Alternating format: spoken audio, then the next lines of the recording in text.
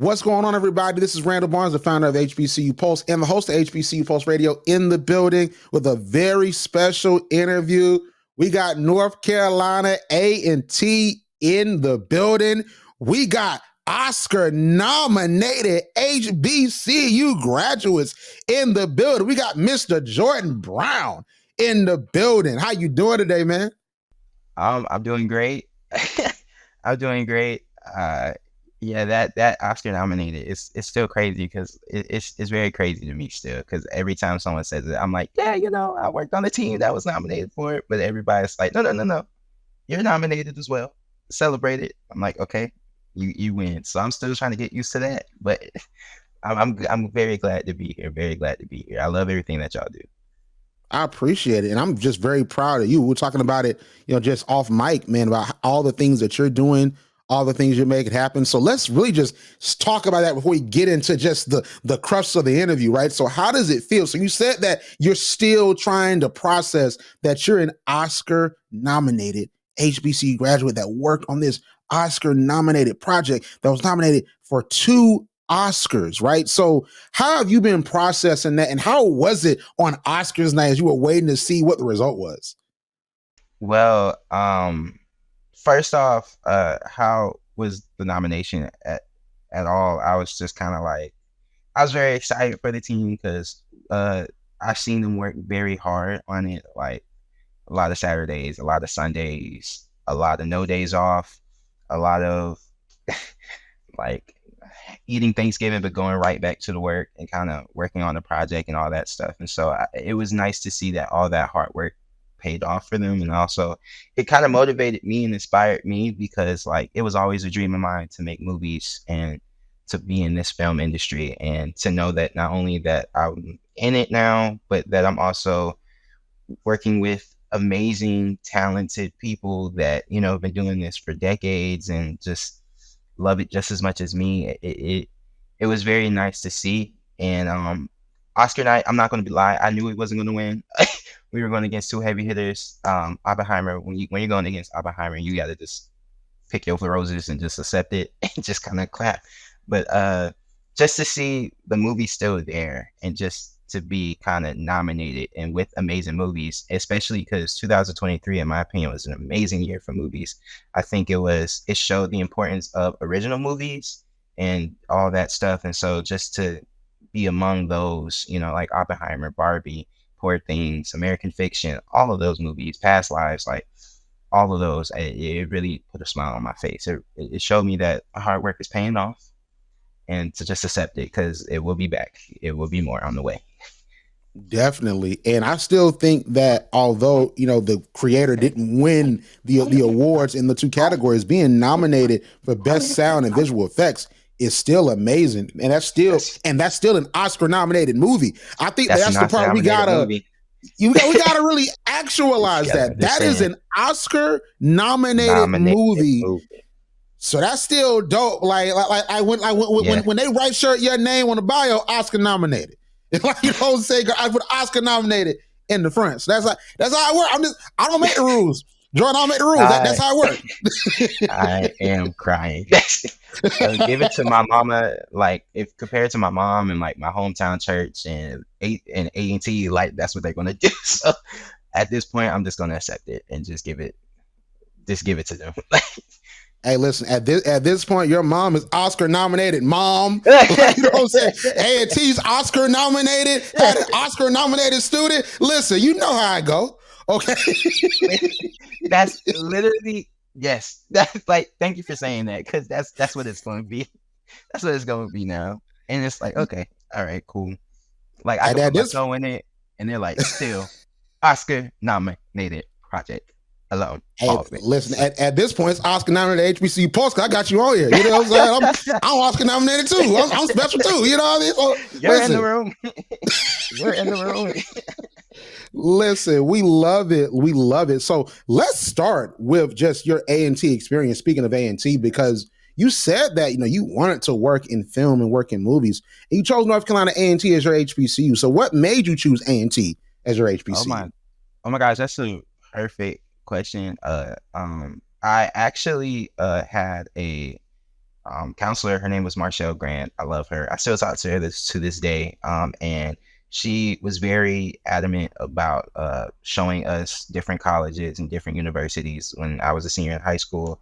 And I went to all of them except for A&T. I'm from Charleston, South Carolina, so it was a 4-hour drive, so it was a little bit of a troop. And so I didn't go because I had to go to work. And I remember she caught me like literally when they just came back from the school, and she looked at me and she was just like, "You want to go into movies and TV, right?" And I was like, "Yeah." And she was just like, "Look up A&T."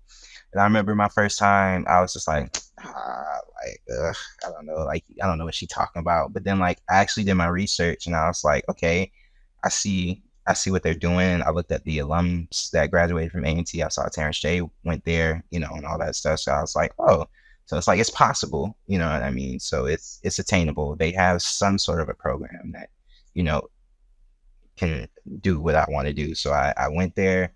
I got my acceptance letter. The first time I went was orientation, and I just knew I made the right decision from that point forward. And I do not regret that at all. Not at all. I love A&T. I love it. So you love A&T, is Aggie Pride out here. So we're gonna go through these freshmen, the freshman, sophomore, junior, and senior year, and we're gonna go through line by line. We're not just gonna breeze through it because see, listen, you are creative, so you can tell the story. All right. So I want to just go line by line, year by year. So tell us about your freshman year. Freshman year was humbling. Freshman year, it felt like a joke to me just because I felt like I was in like the most elite like space in the world, and I felt like a fish out of water. I didn't know what I was doing. I didn't know if I was able to be myself, but I realized that all of my insecurities were coming from me, and it wasn't coming from the people around me. And it was actually the opposite. I think, I had, Croy start up this interview. She was one of those people that kind of got me out of my comfort zone. Another friend of mine, Jerron Tate, James Thomas, the whole entire Aggie Night Live people, and that was the very first organization that I joined, which helped me solidify what I wanted to do. And so my freshman year was kind of the biggest lesson that I took away from it was that like you're supposed to be here, so I need you to start acting like it. And so once I kind of taught or learned that lesson, I really just locked in because like I knew that this was a place where I can improve. And so I just wanted to be the people that I looked up to when I stepped on campus for sure. And so yeah, but it was humbling. It was very humbling. Staying up in Cooper, I asking my mama for $5 just so I can go to Chick-fil-A. Still not having enough. And many more that I still cannot say, but like if like what happened. But yeah, no, that was a good year, freshman year for sure. Man, A&T, don't y'all got two caps though? Listen, okay, crazy. I like to say class of 22 is one of those. It's I feel like the last, like not the last, but like I feel like that was the last like old school like type of A&T because like we didn't have the new CAF until my second semester, and like even the new students in there, like we still had the dome, which was just like my first semester, which was just like Pizza Hut, Chick-fil-A. I think it was something else, and it was like this small building, but it was such a vibe that like we just loved to go there. And once like once that new CAF came, I loved it because it was right next to my dorm and I didn't have to walk to Southside anymore. So that was good for me. But yeah, we were spoiled. I can't lie. We were spoiled. We were like, I'm not gonna lie. Like I felt the shift. I felt it. So it was okay. Listen, y'all definitely were spoiled. Y'all had a Pizza Hut on campus. Y'all like the new CAF started the second semester. It like, left? It left. It left though. I don't know why. Like A&T was just like, yeah, no, we dropping it. Like we just stick it to the Chick-fil-A. And I'm like, okay, like that's cute. But like, what if I want a cheap little pizza, like on the side? I don't know, but it's cool. Listen, they say we can't give them too much. Like, golly, they got literally, like this is still an HBCU. Like, I need you to come on. Like, let's be honest. Listen, A&T got the whole world. Y'all got folks on The Voice. Y'all got folks Oscar nominated. We can't give them Pizza Hut too. Like, they got to work for that. we work hard for that. Fun fact though, shout out to Vic. We were actually ASLs together, so I thought that was really cool. That shout out to my NSP family. It's a lot of stars, a lot of amazing people. I just had to shout that out. I just had to say that real quick. But For yeah, yeah. sure. So let's talk about that. So I know for me, so you got your Aggie Success Leader. That's like the freshman orientation leader, and they call it different things on other HBCU campuses. At Clark Atlanta, they call them OGs, orientation guys. At Fort Valley, we're just orientation leaders. We try to do a soul thing, but y'all got all the cool names. Y'all got that taken up. All right. So I started that my sophomore year, and I know that for me, being an orientation leader really changed my experience at Fort Valley because it gave me a different perspective where I wasn't just a student for myself. I was a student leader in a different way where I was responsible, one of like the 25, 30, 40 students that were upperclassmen that was chosen to lead 500, 600 freshmen and have them come in and learn about the tradition of the institution from me and my other orientation leaders. So when did you start and become an orientation leader? Oh my gosh. So we started the application process, if I'm not mistaken, like early October. And so and we had like a different set of interviews, and I didn't even know I was an orientation leader until January because they invited me to go to the orientation convention. Like, I think the last one was in Coastal Carolina. And so I went with the team, and the team still wasn't complete yet. And that was the crazy part. But I knew I had my job. I knew I was good. I'm so glad you said that because that burden of being not only a good guide for the new freshmen, but just being a good, representation of the university. And I felt like that was a challenge for me because on paper, low key, like you take all the accolades and all the stuff that I accomplished on A&T, in my opinion, I don't felt like I was, like the stereotypical,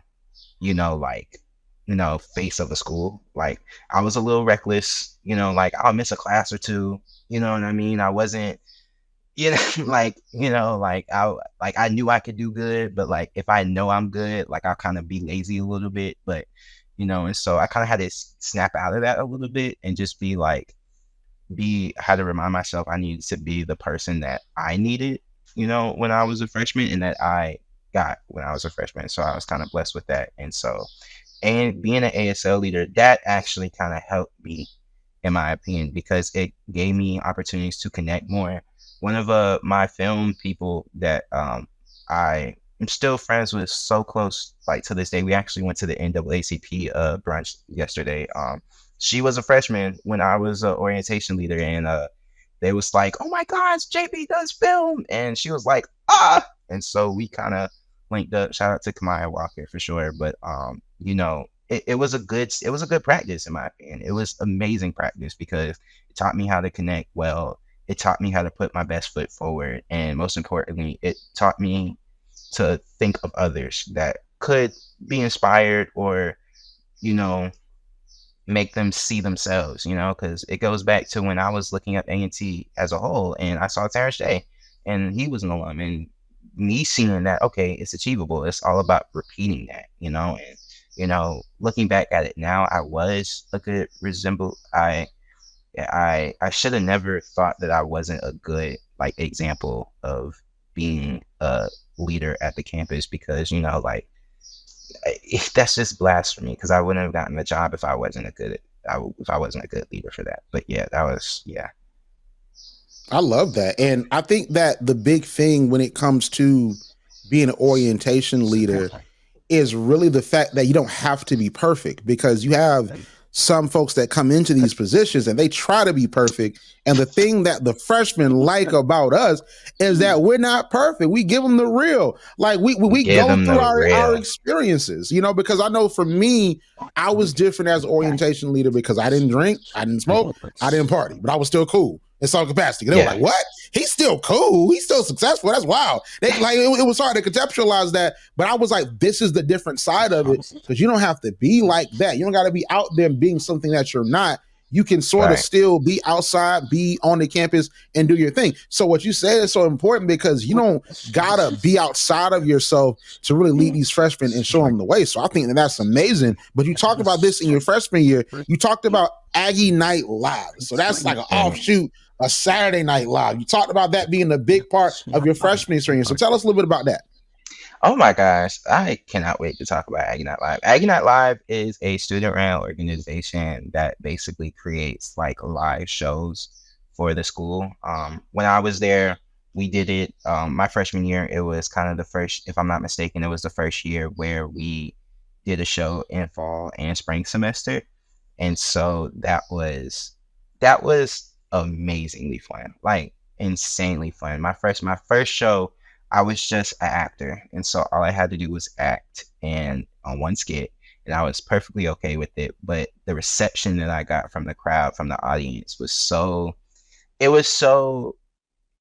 I put it like this: that was confirmation. I think, in my opinion, that was the confirmation that like, okay, I need to like still like dedicate my life to not dedicate my life, but like really continue on this path because I'm good at it. And but the more important thing is I love it. You know what I mean? Because you could be good at something, but you know it's not like your journey, or you could be passionate about it, but that still may not be your journey. But that was like one of those moments where it just connected.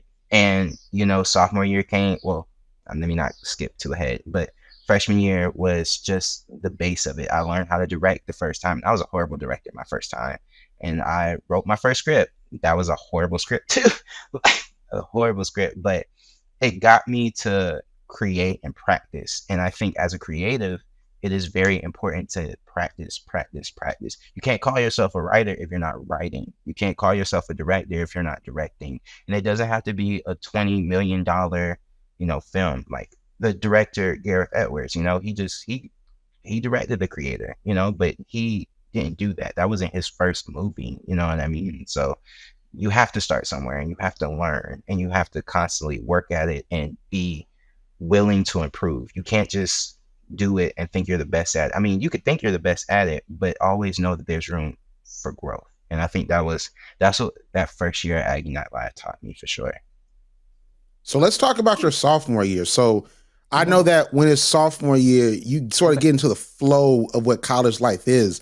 And you're not really all the way there with it, but you have a broader understanding of it and how to navigate it. So what was sophomore year like for you? It's crazy because it was the exact opposite for me my sophomore year. Like my sophomore year was a lot of fails, a lot of humbling things. And I think it's because I had that mindset of, oh yeah, I got it. Like I'm good. I learned everything I needed to learn my freshman year. So I'm good. And so like my sophomore year was my first attempt at making POV was a web series that I did in college. And it was horrible. Like I couldn't format a script right. I wasn't thinking about the time it would take of filming because like with Aggie Not Live, it's live, but then like the things that we do online or like the video sketches are like 4 to 5 minutes. So I'm thinking like, oh, it's going to be like that, but no, like it wasn't like that. And then I kind of cast it to many people, and I wasn't as, you know, I think I didn't know all of the materials I needed to kind of grow, to kind of make it the show that it was. But yeah, that was very much humbling. But I think I tell you what made sophomore year so special to me was Mr. Moye, who is works in Crosby, and he was one of the biggest inspirations that time. I was a work study student, and so I picked to work in the TV studio on campus, and he took me under his wing, and he told me that like, you got to fail. Like it's okay if you fail. Trust me. It's kind of learning from your failures and kind of improving on those things that really motivated me to do good. And I'm really grateful for that. I'm really grateful for him, and just Crosby. Like Crosby really like came through for me my sophomore year. Like I love the lessons that I learned. To one of my favorite professors, Professor Page, who is another Aggie alum and has two amazing short movies and animation short film that he did as well. And he was the one that kind of got me to learn my mistakes. He's the one that got me to learn about camera movement and different aspect ratios and ways to kind of make a shot better, and how lighting is a big a big like thing when you're telling a story, and got me to realize all these things that I realized I wasn't putting in that POV project. And so that's where I have to really just like apply like my school, because like the things that made me better were things that I've learned in class. And I would say for a lesson for all the students, you know, that are watching it and or wanting to do my path or whatever, um it's please go to class and learn, but don't just leave the things that you learn in class. You got to take that thing outside of it and put it in your own projects and your own day-to-day life, because it will really take you farther in ways that you can't imagine. And so that's what that sophomore year was to me. And then COVID hit, which was so bad. It was so boo-boo. Like, oh my gosh, like 0 out of 10. We're not recommend. Just horrible. But I think that's the way of God kind of working out, or God has a funny way of working things out, you know, like um, my first attempt at POV was a bust, but COVID happened anyway. So even if it was good, I wouldn't be able to film it anyway. So yeah, that was my sophomore year in the gist. So I think you just hit on a very interesting point. That's even something that I didn't have to deal with because I graduated December 2019. So I dealt with COVID from the vantage point of a new graduate, and a lot of what I was doing with HBCU Pulse and with other obligations. I actually visited A&T before the pandemic, and like a lot of that halted. But you were in school; you had multiple years left. So what was that COVID experience like for you? Tell us about sort of learning about it, moving out, and then sort of dealing with it when you came back, because that's been now, as we record this, not to date the interview, but it's been 4 years ago. So now we're looking at it like, yo, 4 years ago, that was crazy. You know what I'm saying? So like now it's like I'm telling my grandkids. Yeah, now it's like a relic of history. So like I want to hear your retelling of what it was like in COVID as a college student. COVID was, once again, I felt like it was rare for me because I actually got my own apartment on like my sophomore year. So I didn't have to leave Greensboro. I didn't want to leave Greensboro anyways, because I developed a life there. And I knew that if I was to go back to Charleston, I wouldn't be as focused as I was now, or as I was back then. And it was hard. I will say that it was very hard because, you know, bills had to be paid, but then also school. And so on top of me being a student, I was working 2 other jobs. Like I was working at Food Lion. I was also had a job for Walmart for about a month until I quit for whatever reason. And on top of that, still trying to maintain my grades and still trying to learn. But I was worried about my family. I lost 2 family members during COVID. And those were 2 family members that I remember just like driving down the street, seeing, talking to them, and, you know, having them like just put love into me. And so that was hard too. But I'm the type of person where I am, shout out to my mom, because she kind of forced me to look at the bright things of things and, you know, take COVID aside. And like, because that I don't want to take away how bad and severe COVID was. I think the only good thing I think about during that time was me just perfecting my craft. You know, in the midst of COVID, I gained a mentor that made my writing stronger, and who I still talk to this day, and who has done amazing things and is an amazing executive producer. And so I'm appreciative of that, but I cannot lie. It was very difficult, and it was tiring too. It was tiring. It was very tiring because I wasn't used to it. Nobody was used to that.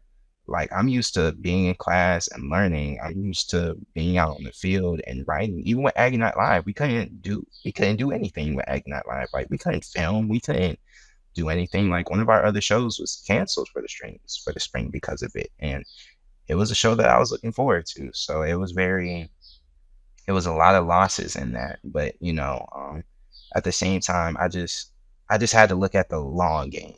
Like I wanted to give up, but I couldn't. And so that was just me reassuring myself that things will get better.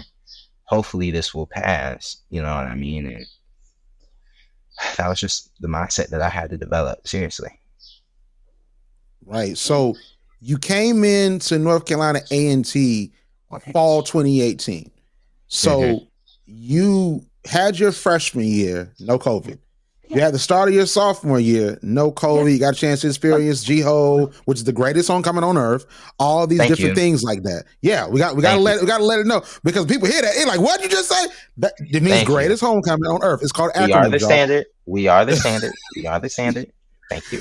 Thank you. You see, when you talk to North Carolina A&T Aggies, they don't understand how that sounds, how the acronym sounds to folks that don't know what's going on. It's like, wait, what did you Or just say? or they choose to not know what's going on. I Okay, think it's really the latter because okay, I get it. I get it. I get it. But it's cool. It's cool. It's cool. But you got a chance to experience homecoming. You got a chance to experience what life was like that freshman year, sophomore year, being an Aggie Success Leader before COVID. Then 2020 happens, that second semester, and then you come into the new year in a new society for college, a new lifestyle for college students that I think extends on into when you graduate in 2022. So tell us about the differences you saw from life before COVID and life after COVID. Oh my gosh. I think the environment on campus was different. I'm not gonna hold you. I felt like my freshman year, that first semester, fall of 2018, was so it felt like a movie, like in my opinion, like a genuine movie because people were not afraid to talk to others. It was such a it was a community where like we wasn't afraid to, showcase our pride. I mean, like in our school and like also just like, you know, I feel like the sense of community was a lot stronger. You know what I mean? I'm not gonna hold you. But compared to after COVID, like I'm thinking about my last semester there on A&T, I felt generally that because the kids, I hate saying kids, but because the new students, I would say, um, didn't have the group meetings, didn't have the moments where like, we would sneak into like McCain or like a Barbie and like throw like a mini kickback with all our friends and like have that like vibes. I did sense a lot more kids feeling isolated and feeling alone and having a hard time finding friends or having a hard time finding their group. And when you're forced to be quarantined or forced to be separated by everybody for a year or two, it would be more difficult to kind of have that. So I completely understand that effect of it. Um, I don't know how A&T is now because obviously, like, I haven't been there in like a minute, but I do pray that that community sense is coming back together because I felt like that's what made A&T so special for me. You know what I mean? It didn't matter if you was in web. It didn't matter if you was an engineer student. It didn't even matter if you was Crosby or the building across from Crosby, right? Martina. Like it didn't matter. Like we knew somebody, and we was always looking out for each other. And I think because we were forced to be separated, I did feel that sense of isolation with everybody. But that was just me. It could have just been a me thing, but I don't know. I don't think it was just you. I think that that's Yeah. something that when we talk to students that were a part of that experience, of course, I graduated the semester before, so I had a lot of folks that I knew that were in leadership positions that expected to lead in a COVID-less world where, hey, I am now SGA president, I'm now Greek, I'm now this and that, and I'm gonna get a chance to be on the yard and not have this deadly pandemic affect life as I know it. And that's something that was depressing. That's something that got to them and that they had to adjust to. And some students say that at that time, that were in school at that time, there's some students that say that were still in school at that time that they're still adjusting to it. So I don't think it was just your experience. I think that your experience is unique, and I appreciate you sharing that. But let's talk about senior year, because senior year 2022, senior year normally is either two things. This is either really, really fun, really, really lit, or it's like, yo, I gotta go, I gotta get this job, I gotta get this internship. So like, what was senior year like for you? It was both. It was, I can't lie, it was both. It was both. I understood that senior year was like, I knew that senior year was going to be the last year where life wasn't going to be as serious, right? And COVID was still on the thing, so I was still very cautious about that, and so I was still very careful. Even though there was some like lifting I guess they lifted some of the rules of surrounding COVID, so I was very still cautious about that. But just if it matched those guidelines, I was there. I was out here having fun. Like I was just gonna enjoy it because I knew what God had for me, and I knew that I knew it was going to be a minute till I was going to be back on the East Coast. I just knew it. But then also I kind of caught myself halfway being like, all right, you gotta let this go. Like you gotta go. And I'm horrible with change. Like I'm terrified of change. I don't like it. It's not my favorite thing in the world. But I knew this was a change that I just had to get accept. And so I caught myself having a hard time accepting it. But once I accepted it, ironically enough, that's when I started hearing internships and opportunities started arising. When I got it was I think it was like the last week of April, and I graduated 2 days after my birthday. But it was like the last week of April, and Disney hit me up, and they was just like, "Yeah, we want you to like come to LA and work with us." And I was just like, "Oh, okay, all right. I guess I have no choice. I will be there.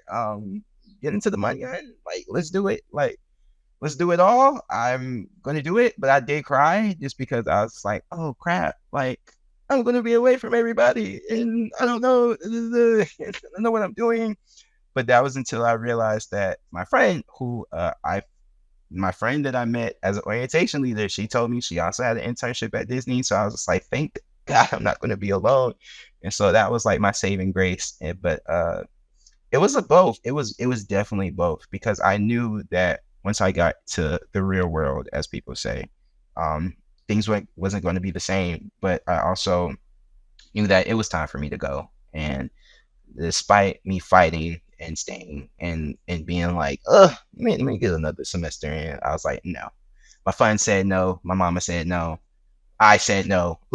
Like it was just time to go. So yeah. That makes a bunch of sense, because I know for me, I was like, man, maybe I can stay another semester. But if I stay Oh another my semester, God. That's like more money. Now you the old person on camp. Like no shade to anybody, because listen, because school is hard. And so if you gotta stay an extra year or 2 or 3, I get it. Trust me. I get it.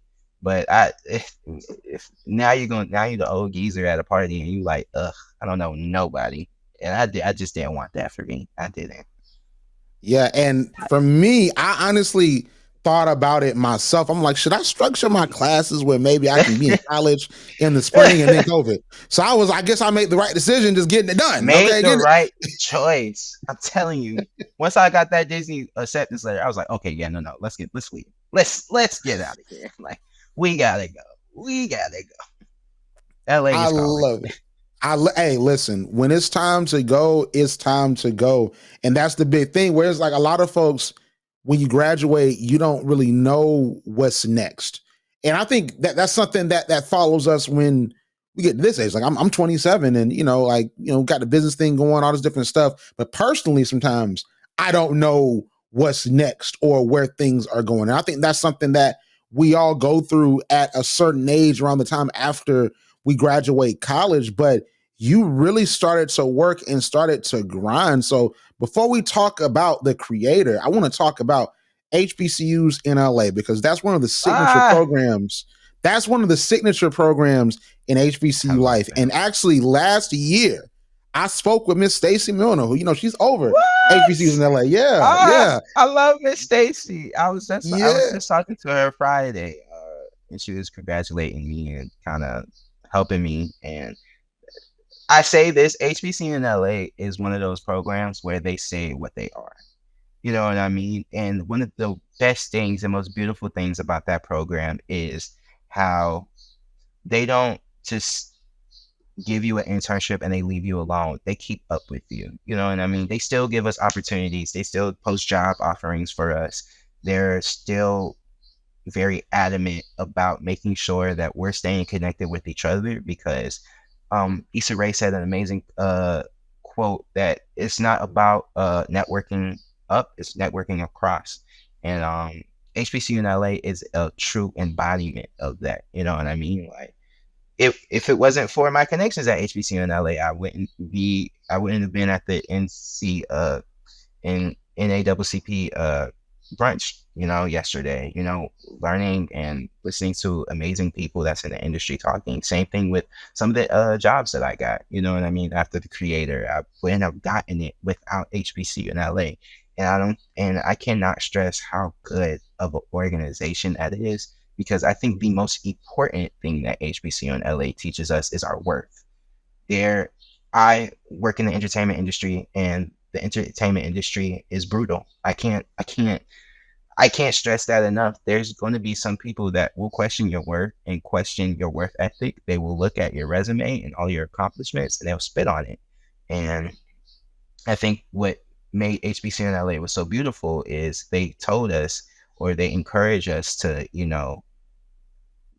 you can't let a job, or you can't let somebody who doesn't even know you, question your worth or question like what you're destined for. And if it wasn't for those type of people in my corner, I would not be here. Generally, honestly, 100%. And it bridges that gap of that, like, that disadvantage that we have at HBCU students. You know what I mean? Because it's like Hollywood still has a lot of growing to do as far as being diverse and, you know, listening to everybody's story. And it's not just us, it's the Latino community, it's the Asian community, it's the LGBTQ community. Like, all of us are very underrepresented in this industry. And I feel like HBC in LA noticed that, and it's kind of helping us, like, that's our connection, that's our way in. And especially if you do good in the program, like, you're golden. So I love HBC in LA. I love Miss Milner. I love Leonard. I love Mr. Ted, her husband, and Christine and Bree, like the whole team, like they're amazing. And what they're doing is God's work, literally, like absolutely 100%. I love that. So you said something interesting that without HBCUs in LA, you wouldn't have gotten to the creator. So I want to talk about the creator and just that opportunity of working on that project, which we got to mention once again, was nominated in 2 Oscar categories. I just wanted to say that again, because that's very important. So how did you get that opportunity? So we know HBCUs in LA laid the foundation, but you talked about it actually deeper in an article that North Carolina A&T released about you around the time of the Oscars. So tell us about the process of working on the creator. Okay, so how I got the creator was I was an internship at Disney. I was a Disney's digital studio service intern. And those are people on the caterer side that kind of main goal is selling post-production spaces, making sure that all their clients get what they need and everything of that sort, and plenty of other things. I'm just literally like shortening it down. But my supervisor, Miss Shannon, who I love, like, she is the GOAT. Like, Miss Shannon Wynn, like, if you're watching this, like, you're amazing. I love you. She looked at me one day and she was just like, "You need a job." And I was like, "Well, thank you for realizing that." And the next day, she was just like, "I'm going to sell this space to this team of editors and director. I need you to look up Gareth Edwards. I need you to look up Hank Corwin. I need you to look up Scott Morris. I need you to look them up, and I need you to be on your, like, P's and Q's, so that way that, like, you know." And so I'm like, "Okay, cool." I looked them up. I reported back to her. She was like, "Cool." We went there at the Fox studio, and I saw the team. I was just like, "Hey," didn't think nothing of it. Went away with my life. Didn't think of it. 2 weeks later, I got a call from, I got a text or email from Miss Shannon. She was just like, "The creator's looking for a post PA. I put your name in. You have an interview. Be ready." I'm like, "Oh, okay." Interview was just 15 minutes. The next day, I got the job, and I was shocked. I was like, "Oh," like, now I gotta find an apartment. Now I gotta live here. Gotta pay LA bills. That is not happy. But I was happy, but I was ecstatic because that was my official foot in that door. You know what I mean? Like, that was my, like, way in. And also, tidbit, I did send a thank you email to the people that I was interviewing, who happened to be my supervisor on that team. So please, students, if you are applying for jobs and you just finished an interview, send in that thank you email, because 2 times now that has landed me jobs. You know what I mean? So get on that and like stay consistent with that. And my time on the creator was a challenge just because it was completely new for me. um a lot of people on the team kind of started off small and like went their way onto big budget films. This was like my first movie, my first big budget film, my first like main like box office feature film. And so I was struggling. Like I was like hanging by a thread a lot of times, but I had to learn, I had to tap in, I had to lock in. I remember having a talk with my supervisor, Sarah. Shout out to Sarah Russell. She's amazing. She's a beast too. And very cool. And like she kind of gave me important tips to kind of do better, and I did better. And I'll never forget this. I remember I just like asked her about something. She was like, "Oh, I forgot about that, but I'm gonna hit you up later about it." And I remember I had to drop her off somewhere. She was just like, "You're improving, actually, like way, like really good, improving, and I need you to know that you're doing a great job, and I need you to keep doing it because you're good, like you got it." And I was just like, to me, like I'm not gonna curse. Forget the Oscar nomination. That was my win because Sarah was one of the hardest working. She was the hardest working person, in my opinion, on that movie. And there was days when she would leave at 4 o'clock in the morning and then come back 10 o'clock in the morning and like do it again. And so, just that thumbs up from the team and them supporting me. Like they inspired me to drop songs like just for fun and actually love my songs and like was really rocking with it. And so I say all that just to say, and they introduced me to more people to help me, because my big goal is to be a writer. I'm accepting any offers right now, but my big goal is to be a writer, and they kind of nudged me in those directions as well, and got me in room and spaces with those people. And so I say that all to say is that the fact that they told me that I did a good job, the fact that they told me to keep going, and the fact that they, are still interested in my career, going forward, that puts a smile on my face because that lets me know that like, okay, you survived it. Now let's do it again. Like that's kind of my goal. And so I love that opportunity. I love that. I love the checks. I'm just kidding. I loved it all. And so, yeah, I'm really appreciative of that experience 100%.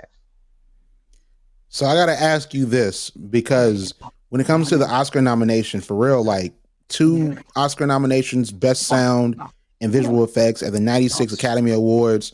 So how did your role? So you were a post-production assistant. So I want you to walk us through what that role means to a film project for folks that don't know, and also how that role contributed to the nomination at the Academy Awards. So post PA is entry level. So if you hear PA, that's an entry level position in the film industry. So it's basically everything that the team does not have time to do. That's where you stepped in, right? So like if you have to send an email, right? We had a lot of screenings for this movie.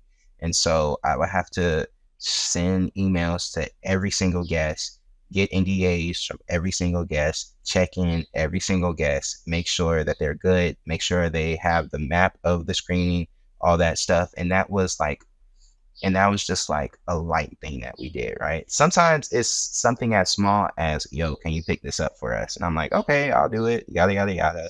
Making sure that I'm turning in all the receipts and all the financial things that we spend on for the week to the company, and to make sure that everything is accredited for, you know what I mean? Sometimes this wasn't in the job description, but making sure people are smiling, like making sure that, like they're okay, you know what I mean? And making sure that they're good, and making sure that, despite how tired and exhausted they are, that they still feel celebrated. All that is important, you know what I mean? And so it's a lot of work. It's sometimes you feel like you can do more, and I caught myself feeling like I could do more a lot. But talking to the team, they told me that like, yo, we all was in your shoes, and we all think it sucks. Like we all think it's horrible, but you are doing a good job at it, and you're putting a smile on my face. And I'm gonna be honest, I don't think I contributed to the Oscar. I honestly don't. But everybody and their mama is telling me no, and that no, because it goes back to that putting a smile on their faces and letting them know that they're still doing it, and and all that stuff. And so also, I am a part of the team, so I don't have, whether I like it or not, like whether I like it or not, I'm a part of it. So I gotta suck it up and deal with it. So I guess I need to stop being humble, I guess, but you know what I mean. But that's kind of my viewpoint of it. I think you contributed a lot to it. I mean, just like what you just said that you contributed to. like I didn't really contribute to it. I just stood around and just watched them just put together stuff and watched. I just made them smile. Like, no, you're not SpongeBob. Like, what the world? You was thinking SpongeBob? Like, no. Like, you played a part. What? I just made them smile. Like that's what I just did one thing. Like, no, you. I was just a token Negro, if we being honest. No. Like I was just I was just there. No. I feel like there. You did. Yeah, you broke that down and explained it. I personally feel like, just for me, you did way more, because some people are like, no, if you made people smile, you did something. No, they paid you for some reason, because you were walking around making them smile. They would have said, listen, there's a comedy club like downtown. Okay. Go make a laugh over there. Go make a smile over there. I'm going to show them this exact part. Like, I'm going to show this to the team, and they're going to eat this up. Like, they're going to be like, we tried to tell you. Like, I don't know what you want. Like, take me. Like, I need you to lock in. Making me mad. Like, just all that stuff. But yeah, I don't know. I call me crazy, call me stupid, but like I can't wait for the day when it's a movie that I wrote, or like a movie that like I directed, or a movie that like I'm starring in. You know what I mean? I guess until I get there, I'm trying to like not make this as like, oh yeah, this is it. Like, this is my win. Like, you know what I mean? But I think also at the same time, I need to start, and what I'm starting to do, because it's a progress, it's a process. I'm understanding that this is a huge deal. No matter how much I try to minimize my role, no matter how much I try to downplay it, like the fact that I was a part of a 2-time Oscar nominated movie, and it wasn't that I was an extra. Like, I was working on the teams that were nominated, and because I was a part of that team, I'm a part of it, by association. And so the fact that that was my first movie. Like, I was 2 weeks, like I was literally a month out of college. Literally, like, that is unheard of for not even just HBCUs, just period. You know what I mean? Like, usually people that go to NYU or UCLA, US, like those big film schools get roles like that. And like, not a boy from Charleston, South Carolina, who went to Greensboro, North Carolina to get his bachelor's degree, so I realized that like it's a big deal, and how like my hometown, like I'm from Charleston, and like I'm not gonna hold you, like Charleston is a beautiful city. I love my community in Charleston, but we live in a state where people don't expect us to dream big, and people don't expect us to accomplish those dreams. You know what I mean? And so we face a lot of like discrimination, like, and it doesn't stop, it doesn't end. And so to see my city reception of that, like, I realized, okay, like, this is for them, you know what I mean? And like, this will always be for them, you know what I mean? And I think what I can't wait the most is I can't wait when I fully give back and like set up a program like HBCU in LA and Charleston, so that way those kids from Burke High School, or kids that go to Garrett, I don't even think Garrett is open no more, but those kids that go to Burke High School, those kids at A&T, like, they have someone that's looking out for them. And that's what this whole thing was. It was a reminder of that. And it's a reason. It was one of the main reasons why I wanted to do it. And me accomplishing that and giving motivation to people, and like, one day, because it's going to happen. The tongue is a very powerful thing. My tongue is very powerful. I don't know why, but that's just a gift God gave me. Like, those projects are going to happen soon. Like, may not be a year, may not be 5 years, may not even be 10, but it will be placed in. I can't wait to be a part of those. And so that's what I'm appreciative of, for sure. I think that's real, and we're going to talk about what you have coming up. But I think that just that feeling of, hey, like I was a part of this, but was I really a part of it? I think that's something that we deal with now when it's like, hey, like, can I really celebrate this? Am I allowed to celebrate this? Well, it's like, I mean, it's something that in the grand scheme of it, like, you literally did something that doesn't happen from HBCU. You said NYU and these other bigger non-HBCU students get the opportunity. And from North Carolina A&T, like the largest HBCU in the nation, you made that happen. Like you're a part of that legacy, that lineage, like what Terrence J was doing, what Victor was doing on The Voice. Like you're a part of that. So I think that that's something that is really great. And I want to just say this before we move to what's next for you. Like I don't know if you used to watch SpongeBob, but it was that episode. I love SpongeBob. Okay, do you remember that episode where like Mr. Krabs sold the Krusty Krab, and then Squidward was it feeling it, and he said, Squidward, you don't get with it. I'm gonna have you talk to our HR. And it was a guy that was like real slow, and he said service. He said service with a smile. Like that was not you. You are not giving service with a smile. You was working. You was working, JP. Don't do that to yourself. You was out there. You was out there. I was giving service with a smile. 9 to 10. I was there. 9 to 10. 9 to 10. I was there. I was working. And so I had to see, and that's what I got to stop doing. I got to stop downplaying myself. And that's something that that was a problem that I had at A&T, that my people had to be like, relax. Like, relax, JB. Like, look in the mirror. Please look in the mirror, because who you're like describing and who you're seeing is not the same. It's so, yeah. For sure, yeah. But I want to say that's something that we all go through, because I go through it. There's other folks that go through it. That's just the nature of how our minds operate, where it's like, you just want you sort of want that level of validation of, hey, am I doing the right thing? Am I walking the right way? Is this something that I really can take a stake in and take a claim in? Because I know for me, when it came to my election consulting, me working with different kings and queens and SGA presidents around the nation, helping them build their campaigns, like I was like, did I really win those elections because it's me, or because they were already popping anyway? And it's like, well, they had to win a pageant, and I helped them for the pageant. But then but what helped me was, like how you said, like you want to see your own thing. I had one client, Jada Jenkins.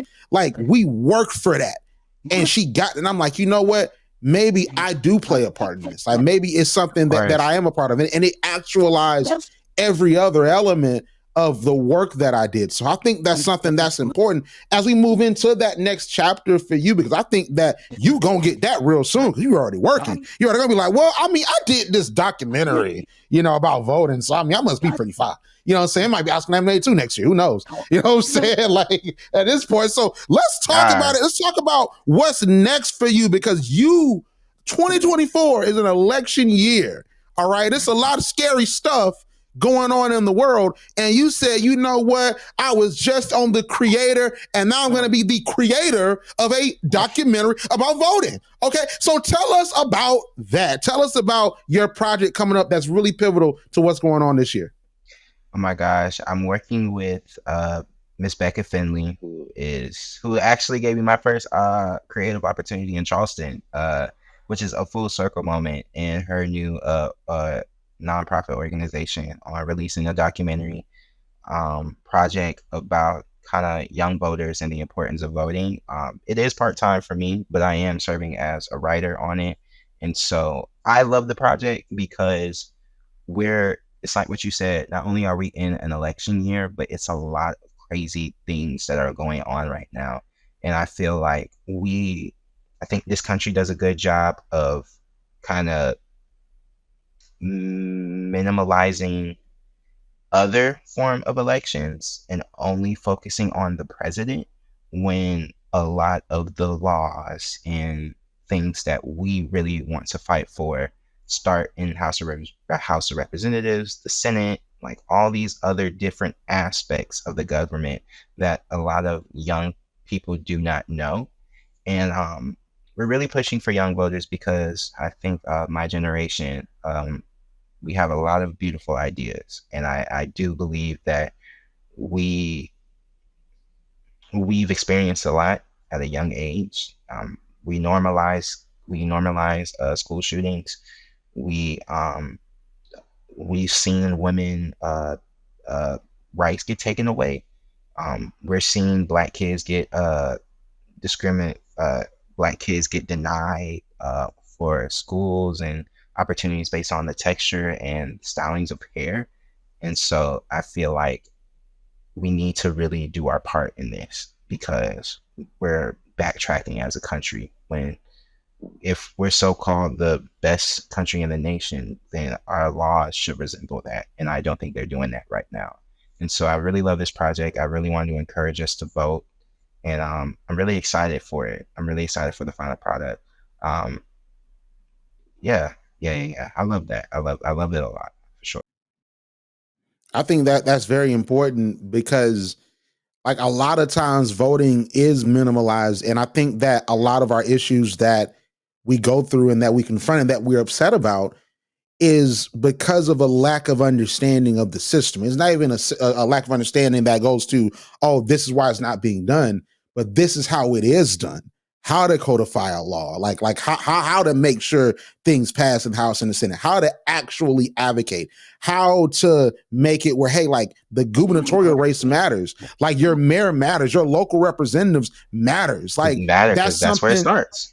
That's where it starts, because it starts at ground zero from there. You're, like the governor has way more sway than the president on your daily, everyday life, although those federal laws supersede those state laws. But I think that that's the part that we have to understand. And I think that another thing too, we got to understand as HBCU folks, is that the term HBCU is because of a law that passed under Lyndon Baines Johnson, the Higher Education Act of 1965. Your FAFSA, like all this financial aid, all different stuff, Higher Education Act of 1965. That is a law that was passed when Lyndon Baines Johnson had a super majority, which probably won't happen again no time soon because of the way we are as a country now. We're very divided right now. But that's something that happened back then. So politics matters. If you are turning up at North Carolina A&T's homecoming, if you have Fort Valley's homecoming, you better thank politics, because an HBCU would not exist, nor the funds that are sometimes doesn't go to our institutions, like in North Carolina A&T and Fort Valley. So just saying, we got to talk about that too. But still,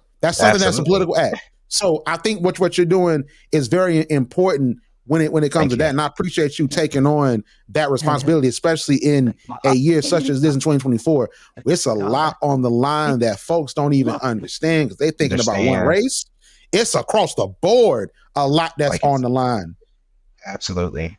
So everything you just said is kind of the reason why I'm doing it, is because I have a lot of nieces and nephews. I mean, a lot of them, but I'm thinking about them constantly, all the time. And so I want them to be informed as much as possible, but I want them to have someone in the family that is fighting for them and is fighting for a better world for them. You know what I mean? Because I have my mom, and but there's some things that I'm teaching my mom that like she didn't even know, because I feel like it goes back to what you said. I feel like the country does a really superb job of kind of overcomplicating like certain rules and certain ways that the country is ran, so much so that a lot of our voters, and I'm not just talking about black voters, because in my opinion, I'm encouraging us as black voters to vote, but it's not just us. Like I really want everybody to understand that in this country, because they love to blame us when things don't go their way. But it affects everybody.